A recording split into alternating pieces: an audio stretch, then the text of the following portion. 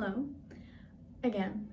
It's been so long. I feel like I'm really rusty at making videos or talking to a camera, but I thought I would maybe do a little casual talking video going through what I've been up to, what I've been making, creating, reading about, what's inspiring me. I just got home from school. Today's class was on amphibians and reptiles. Hell yeah. Yeah, because I'm studying historical osteology. So it's the bones of amphibians and reptiles, which you barely see in Scandinavian archaeological records. On the train home, I was reading Mythos. I read it in the summer and then I just stopped reading it, so I've picked it up again, almost done, enjoying it a lot. And it's relevant because the main thing I've been working on, or have just started working on, is this painting idea I also got in the summer, which was inspired by a Greek mythological tale that I read in the book. It's really big. It's like this big, and it's on a piece of paper, and so far I've only toned the paper. This is a really curious way of... I've only toned the paper brown, and I've added one color, blue. So I will work more on it today, right now, after I record this. I haven't really had much time, is the only thing. But now I actually have time. That's my main creative project right now. I did just finish knitting these leg warmers. They became the Luxembourg flag, or French. You can tell they are in my color palette, my favorite colors. I've been quite sporadic with my creative endeavors or interests, as I always am. Before I was reading Mythos, I was actually halfway through The Decay of Lying by Oscar Wilde. And I like it a lot, I'm enjoying it a lot. I've been underlining phrases that I think are thought-provoking or interesting. And then I've only done this with one book before, but then I write down the quotes of what I've underlined in this book. And then I sort of create a dialogue with the author. I just like write about what I think of this passage. And if I don't think anything, I don't write anything. This is the collage I made. So that's my plan for that. But after I finish reading Mythos, and then finish reading The Decay of Lying, I want to read The Epic of Gilgamesh. I've been wanting to read this for so long, and I already know what happens because I've researched the myth.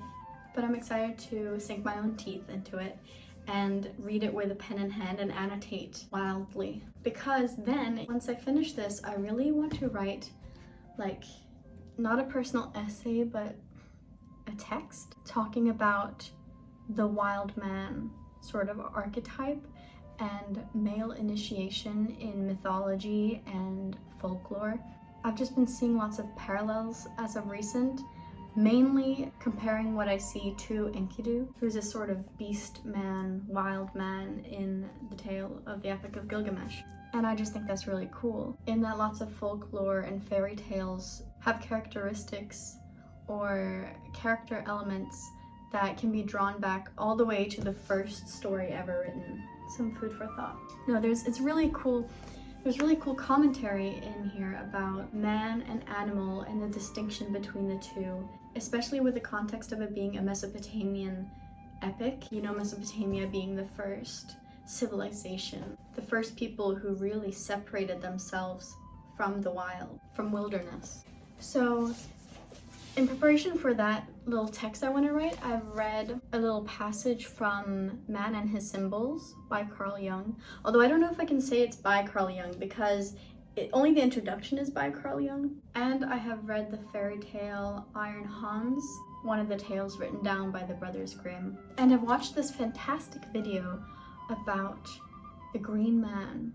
I will put a thumbnail of it here or link it somehow, because it's really interesting. There's lots of characters there in that video that have some very strong similarities to this wild man, man of the woods character. And this idea of boys having to journey out into the woods and then they return a man. And so some other characters I want to look into is Dionysus, or Bacchus, and Pan, or Faunus. Those are the Greek and Roman names, I think, respectively, in that order. And I have this great big book on world mythology, and I really want to tackle it someday, like go through it for all the different areas of the world. But here I have marked the page on Dionysus. I can't remember exactly why he's super relevant, but you know, he's also clad in leaves, and I'm not sure. But that's why I have to read about it. I'm touching my hair so much, but it's because it's so static now in the winter. It's gotten so long. What else have I been up to? Oh, a poem of mine got accepted into some anthology, so that's pretty cool. I've been thinking of making videos of me reading my poetry because I went to my very first poetry reading some months ago and it went really well and people liked my poems, I think. So I thought I might start sharing those on the internet as well. And I am really excited about this big painting.